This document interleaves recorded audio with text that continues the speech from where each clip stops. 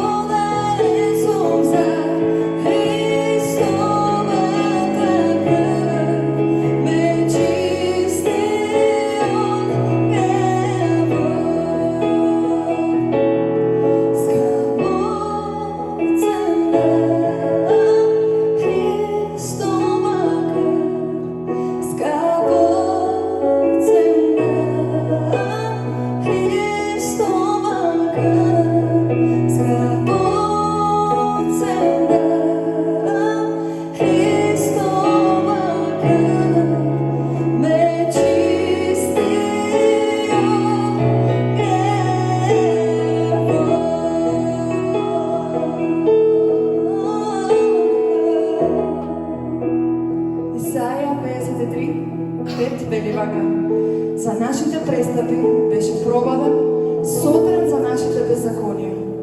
Казната за нашиот грех падна врз него. Преку неговите рани ние се исцеливме. Амин. Искажуваме благодарност кон нашиот татко во утро, затоа што ни дари живот вечен, затоа што се даде себе си на крстот. Колку милости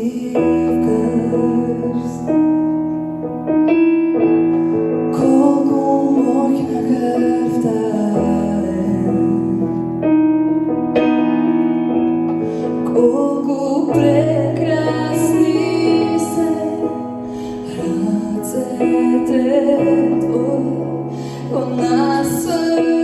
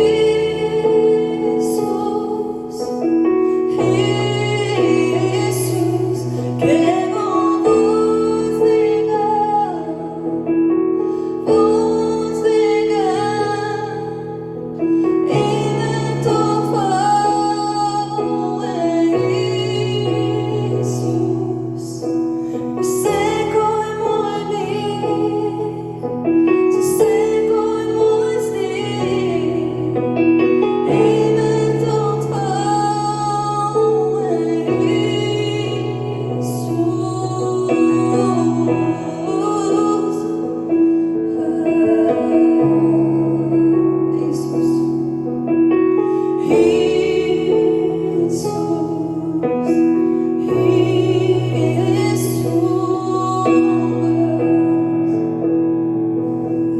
Господи Боже мой.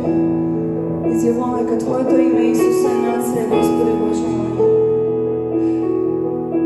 Со благодарни срца, Исусе Христе, доаѓаме во утро. Благодарни, Господи, за жртвата која Ти ја направи. Господи, затоа што нам нарече чеда Твој. И ме прими, Господи, сиот гнев од таткото, Господи Боже мой. За ние да можеме да бидеме исцелени преку Твоите рани, Исусе Христе. Прими ја честа и славата, Господи. И нека себе да за Твоја слава. И нека секојдневно, Господи, го извикуваме Твоето име Исус. Исус, Исусе Христе. Биди благословен, Боже мој, прославен и воздигнат нација. Амин.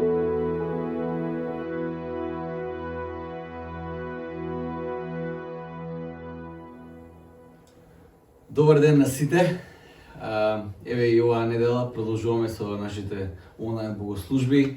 Се надам дека сето тоа што ќе опостираме и ќе го приложиме е навистина на благослов и на изградба за секој еден од нас. Минатата недела ја почнавме нашата великденска серија изборе за распадливоста и надежта. Секако христијаните зборуваме за надежта.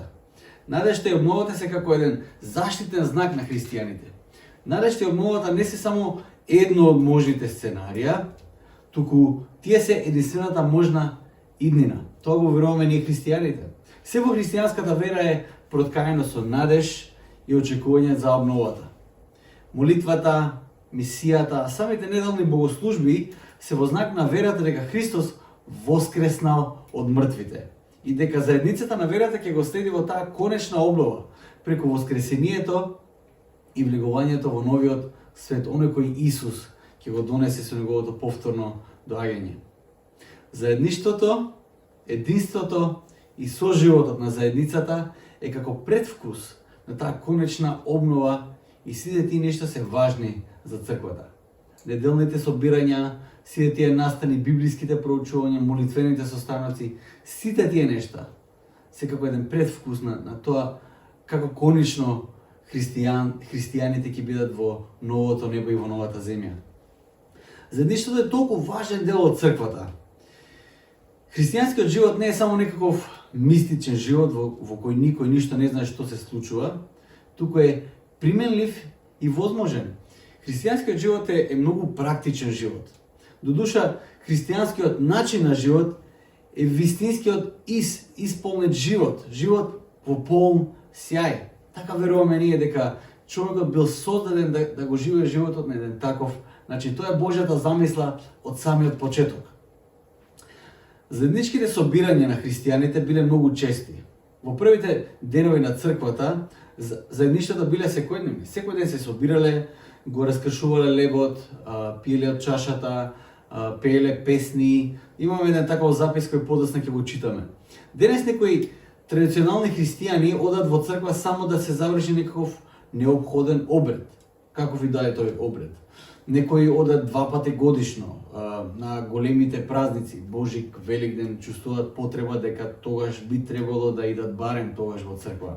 Или некои од вас можеби идат почесто, малку почесто, така им фали некакво заедништво, без разлика дали е некаква разонода или што и да е. Некои дури идат и секоја недела во црква. Но важниот аспект на христијанската вера, иако е тесно поврзана со заедничарењето на формални богослужби, сепак вистинската вредност лежи во примената на таа вера. Ние кажуваме дека само одењето во црква во недела сабајле, или кога и да се случува тоа, не е доволно. Тоа не мора да значи ништо. Може животот тотално да ти биде расипан, да нема никаква врска со христијанската обнова, со христијанската трансформација, иако одиш секоја недела во црква.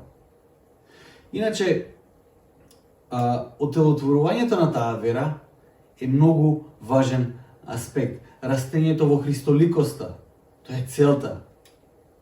Тоа отелотворување на верата и растењето во христоликоста е неверојатно практично.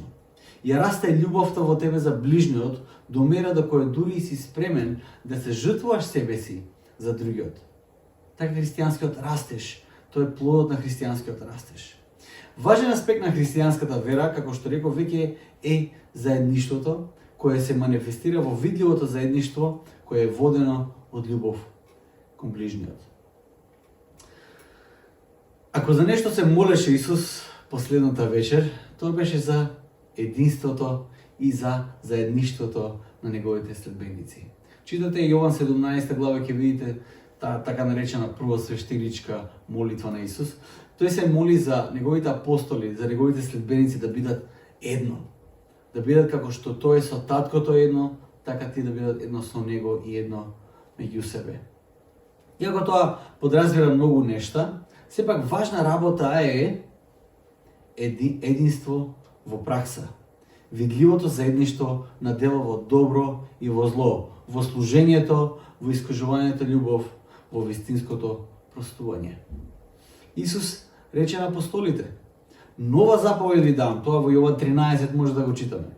Да се љубите еден со друг, како јас што ве возлюбив. Така и вие да се љубите еден со друг.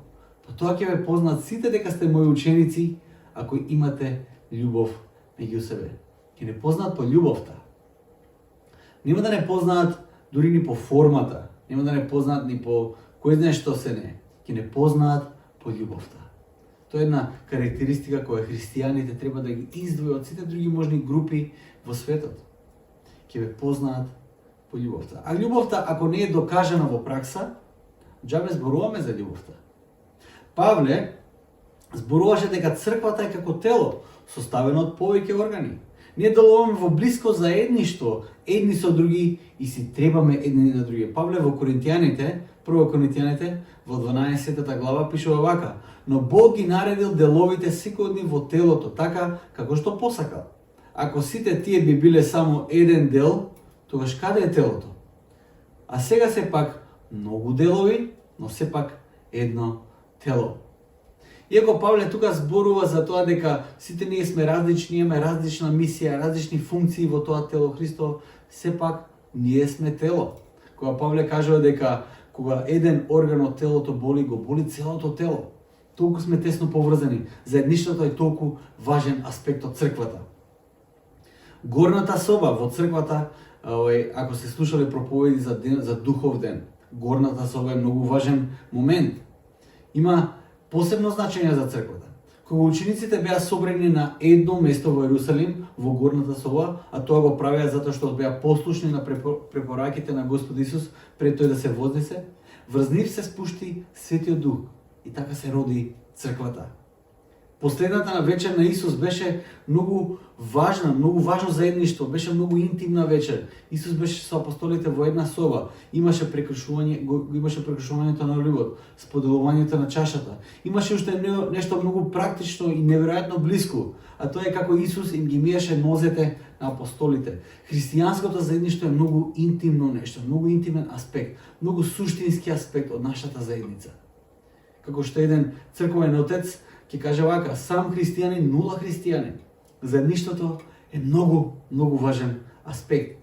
Од првите денови на христијанската црква можеме да видиме што се случувало. Во Дела 2 глава, 42 до 47 стих, писателот Лука вели вака: и беа истрајни во учењето на апостолите, во заедничкиот живот,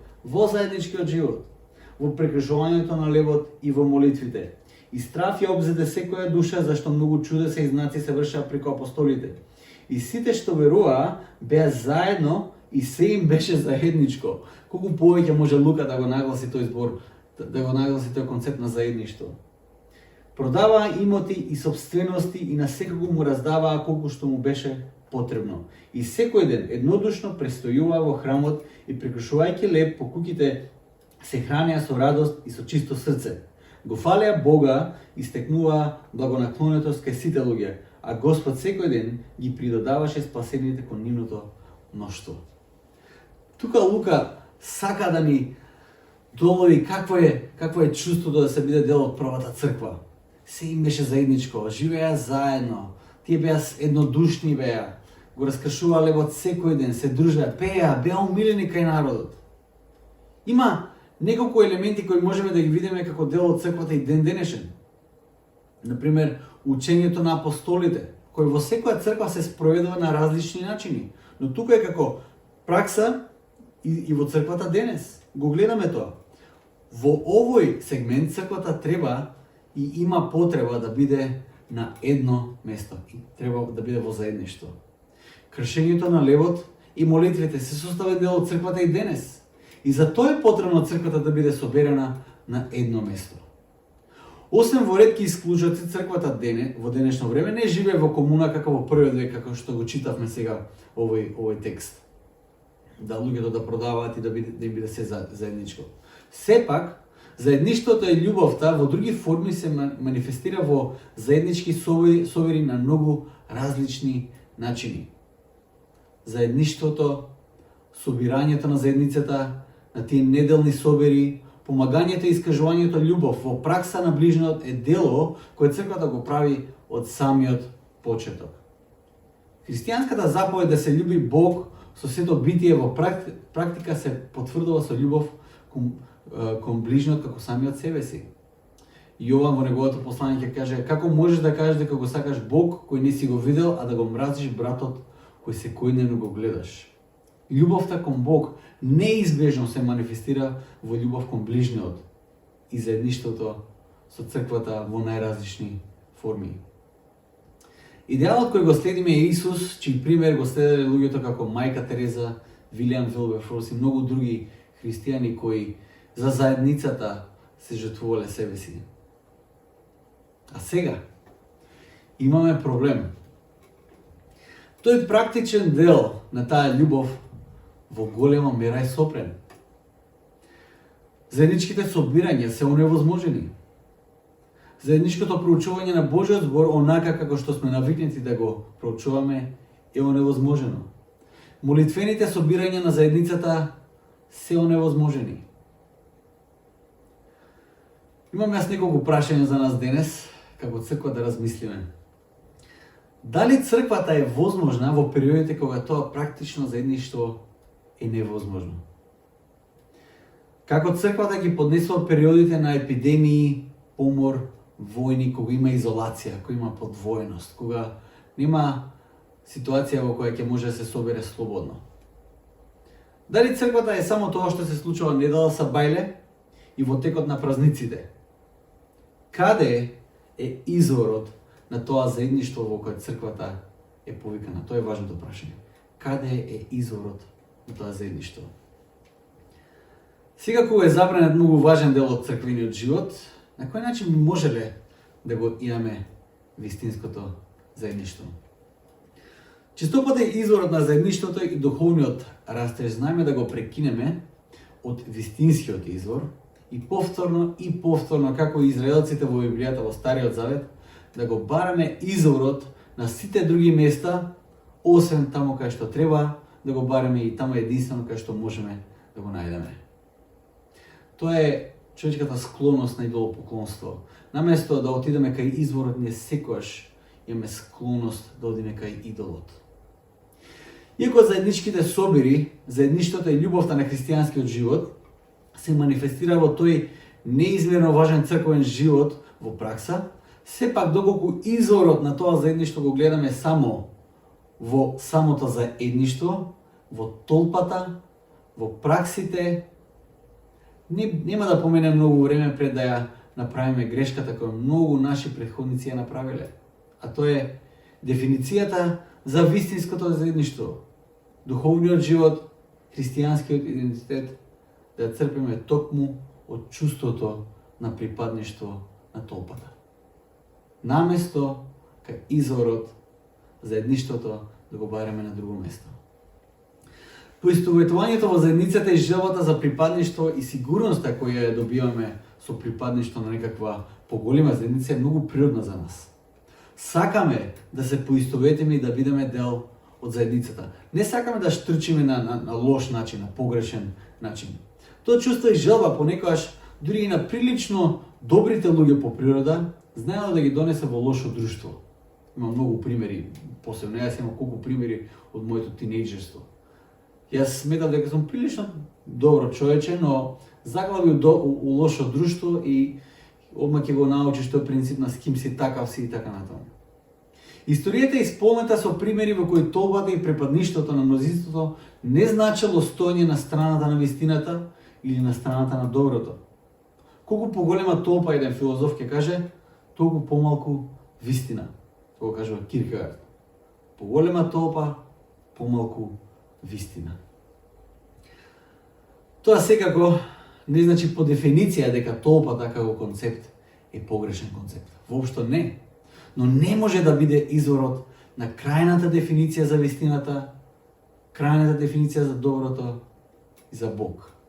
Не може да биде изворот на тоа вистинско заедништво во кое сите ние сме повикани. Еве неколку примери во кои Исус го адресира тој проблем со припадништвото на неколку видови толпа. Првиот пример кој сакам да го дадам е примерот на жената Самаријанка. Во Јован 4 глава Исус седи кај еден бунар во Самарија и контекстот е тој: израелците и самаријаните не само што не се мирисаат, до толку е лоша поделеноста што евреите, кога требало да отидат од нивната територија до другата страна на самаријаните, не ја минувале нивната земја, ја кружеле. До толку е лоша ситуацијата. А Исус, евреин, седи таму на тој бунар и доаѓа на Самаријанка и тој инициира разговор со неја, на што Самаријанката е крајно изненадена. И разговараат, и жената заклучува нешто. И еве го разговорот, сега ќе го прочитам. Жената му одговори: Господи, гледам дека си ти пророк. Нашите татковци се поклонува на оваа планина. А вие велите, значи вие евреите велите дека во Јерусалим е местото каде што треба да се поклонуваме. Исус ја рече: Жено, веруваме дека доаѓа време кога ни на оваа планина, ниту во Јерусалим не ќе се поклонувате на Отецот. Вие му се поклонувате на она што не го знаете, а ние се поклонуваме на она што го знаеме, зашто спасението е од јудејците. Но иде време, и веќе дошло, кога вистинските поклоници ќе му се поклонуваат на Отецот со дух и вистина. Зашто Отецот сака такви да бидат оние кои му се поклонуваат. Бог е дух и оние што му се поклонуваат треба да се поклонуваат со дух и со вистина. За Самаријанката концептот за вистинско и автентично заедништво и беше исклучиво телесен концепт. Таа гледаше на работите вака: овој е вистинскиот храм или овој е таму? Во наш контекст, ова е вистинската црква или ова таму е вистинската црква? Ова тука е светото место или ова таму е светото место? На ова место се добива исцеление или на некое друго место се добива исцеление? А Исус вели вака: Бог благоволи за оние што го следат, да го слават во дух и во вистина. Доаѓа време кога ни на оваа место, ниту на другото место нема да биде ексклузивно место за обожавање, бидејќи Божјото делување ќе биде на друг начин. Бог го менува концептот за вистинското заедништво. Може би ќе кажете: па добро, Исус бил евреин, ова била самаријанка, и знаејќи го конфликтот, може би затоа Исус така одговорил. Но во претходната глава имаме еден друг разговор. А тој разговорот помеѓу Никодим и Исус. Никодим не е било кој. Никодим е дел од таа заедница која владее со израелците во тој момент. Тој е дел од Синедрионот. И тој доаѓа ноќе да разговара со Исус. И во разговорот сега ќе го прочитам. Јован 3 глава вели вака: Меѓу фарисеите имаше еден човек по име Никодим, началник јудејски. Тој дојде кај Исус ноќно време и му рече: Рави, знаеме дека си ти учител, дојден од Бога, зашто никој не може да ги прави овие чуда што ги правиш ти, ако Бог не е со него. А слушате дека сега одговорот на Исус, кој нема врска со тоа што Никодим го кажа. Вели вака: Исус му одговори и рече: Вистина, вистина ти велам, ако некој не се роди од озгора, не може да го види Царството Божјо. Точка. Никодим му рече: Како може човек да се роди кога е стар? Зар може повторпат да влезе во утробата на мајка си и да се роди? А Исус му одговори: вистина, вистина ти велам, ако некој не се роди од вода и дух, не може да влезе во Царството Божие, зашто роденото од тело е тело, а роденото од дух е дух. Затоа не чуди се што ти реков, вие треба да се родите од озгора. Никодим му ласка на Исус. Исус не е многу фасциниран. Исус оди до сршта на проблемот. Кога Исус зборуваше за раѓање од озгора, раѓање по дух, израелскиот учител прашуваше за тоа како е тоа можно. Мислите му беа насочени повторно кон телесното заедништво, она кој може да се допре, она кој може да се види. Тој припагаше на израелскиот народ, од лозата на Авраам, оној кој Бог го избра, го повика, а сега Исус му кажува дека тоа не е доволно. Исус му вели, роденото од тело е тело, а роденото од дух е дух. Телесното раѓање во израелскиот народ станува ирелевантно, бидејќи Бог отпочнува нешто ново. Божите деца ќе бидат родени по дух, ќе бидат родени во дух. Онака како што Јован на почетокот на своето евангелие ја најавува таа прекрасна и радосна вест.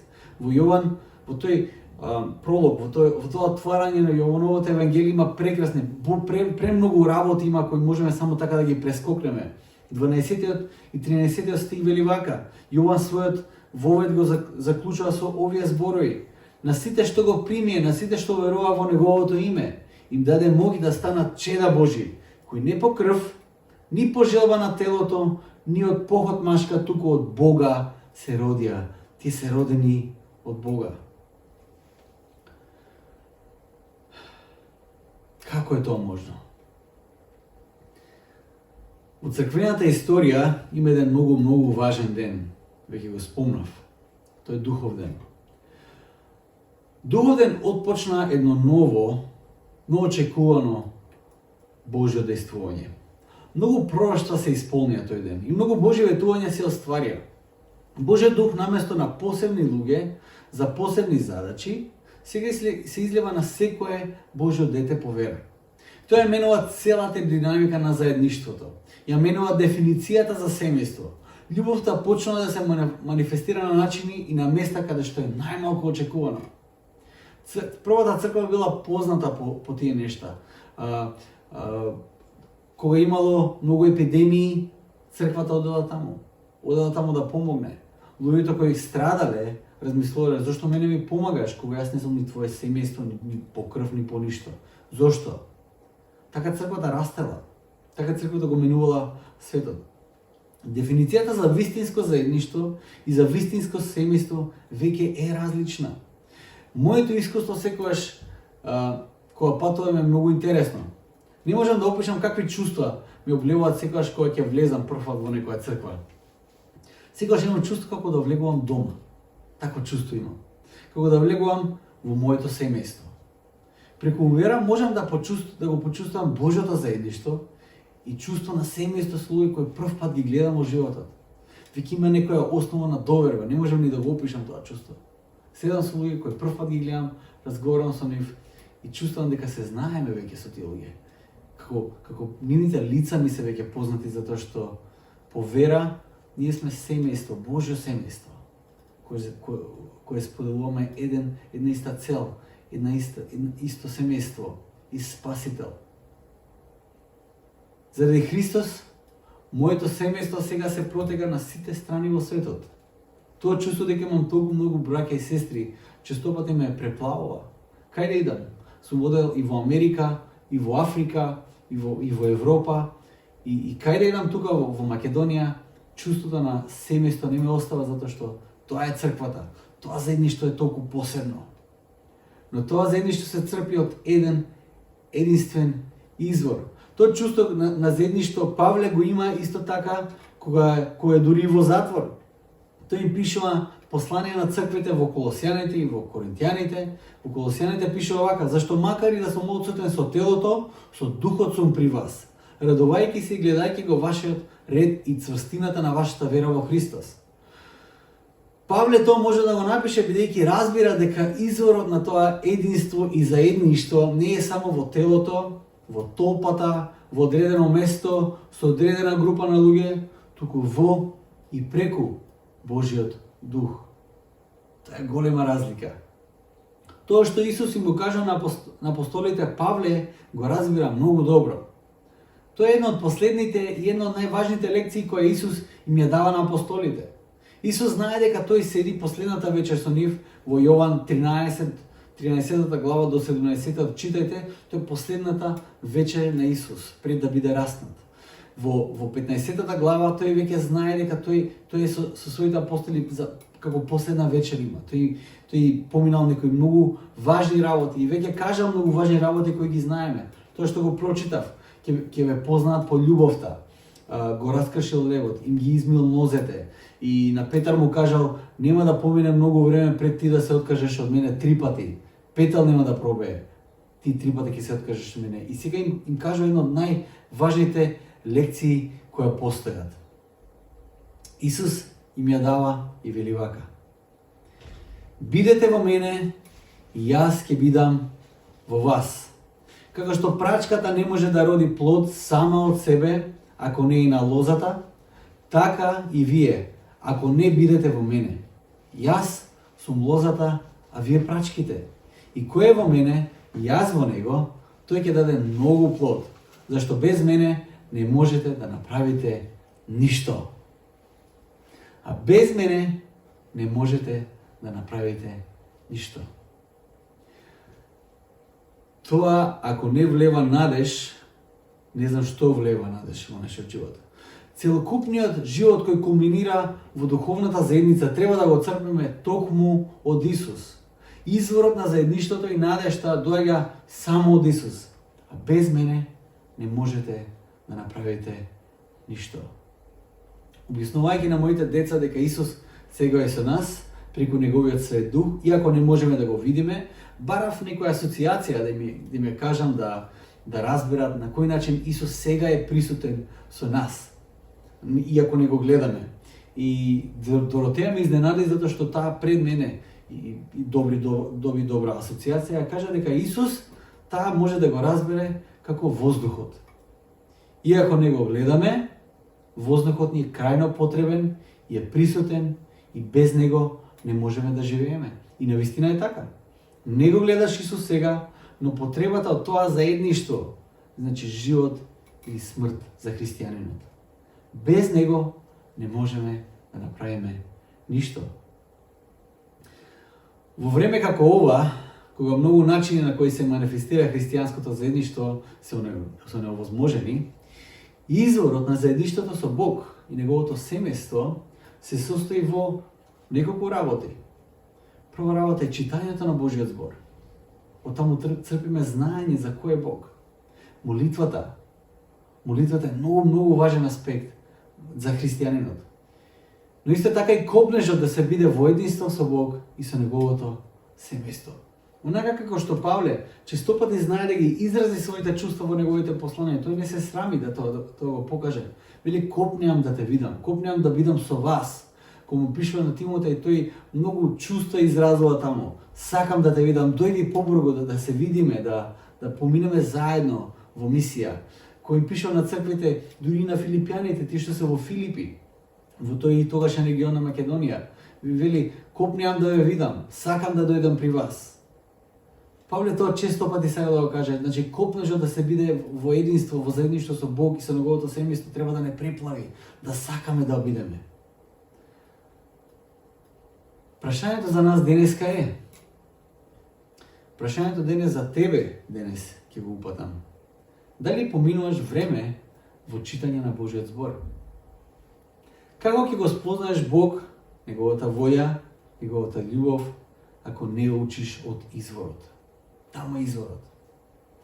Дали поминуваш време во молитва? Како ќе имаш сила за христијанскиот живот доколку не црпиш сила од Бог преку молитва? Иначе христијанскиот живот не е тежок. Христијанскиот живот е невозможен. Затоа Исус вели: а без мене не можете да направите ништо. Јас тоа го верувам и сум го искусил тоа. Без него христијанскиот живот е невозможен. Но преку молитвата црпиме сила од Светиот Дух и Бог во нас го прави токму тоа, невозможното. Стануваме Христолики. Дали копнеш по заедницата на надежта? Дали копнеш по црквата? Дали копнеш за тоа да бидеме заедно? Дали копнеш од понекоја што преплавува? Исус ни даде едно необично ветување. Ветување кое е тесно поврзано со причеста. Тој вите дека нема да пие од лозовиот плод се до денот која ќе пие нов плод во царството на неговиот небесен татко. Јас верувам дека Исус се уште абстинира од лозовиот плод затоа што го чека тој конечен ден да бидеме во конечно заедно со него. Исус копнее да биде со нас и се завити дека неговото чекање ќе биде завршено со голема прослава во оној ден кога сите конечно ќе бидеме во неговото царство. Нека ова време на изолација не освести дека без Исус не можеме да направиме апсолутно ништо. Нека ова време меѓу другото ни го разбуди копнежот за Божјото семејство, за црквата. Нека ова време ни ги избистри мислите и нека не усмери да црпиме од изворот, таму каде што на вистина црпиме вистинско и автентично заедништво.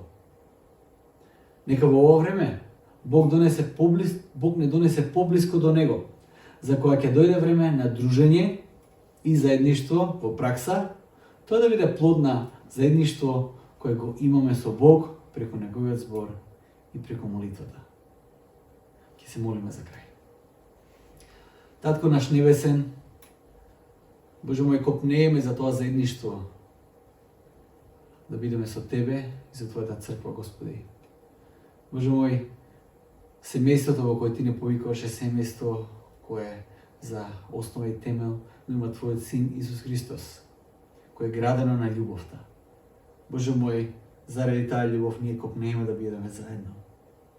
Боже мој, нашите очи се вперени во оној конечен момент, оној ден кој ќе дојдеш Ти, Исусе Христе, повторно и кој ќе донесеш Твоето царство, Боже мој.